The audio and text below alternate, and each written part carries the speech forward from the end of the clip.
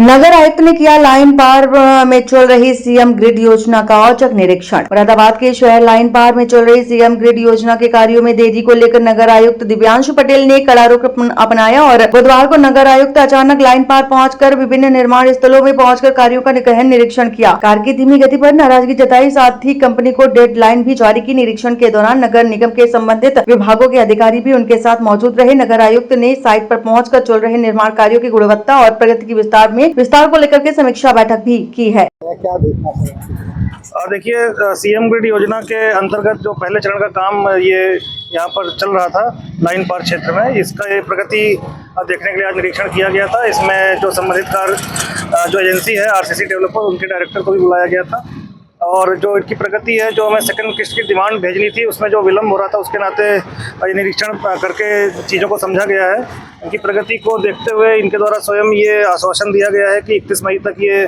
काम जो पहले चरण का है सीएम ग्रिड का, ये पूरा कर लिया जाएगा। और जो पहली किस्त हमारी लगभग 8 करोड़ रुपए की धनराशि आई थी, उसका 75% कार्य पूरा होने की जो यूसी शासन भेजने में विलम्ब हो रहा था, उस पर भी आश्वासन दिया गया है कि 2 दिन के अंदर ही सेकंड किस्त की डिमांड भेज दी जाएगी।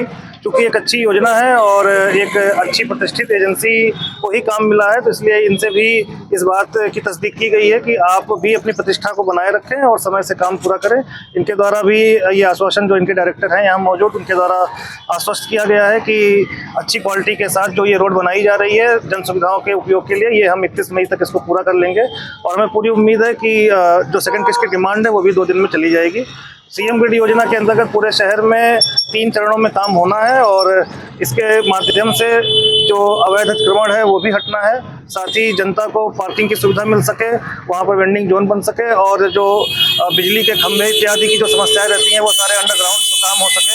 तो एक अच्छी योजना है और जो भी जो कार्यदायी संस्था यहाँ काम कर रही है उनको चेतावनी के साथ बता दिया गया है कि जो डेडलाइन आपने स्वयं आज यहाँ बताई है वो 31 मई से एक भी दिन आगे नहीं बढ़ेगी।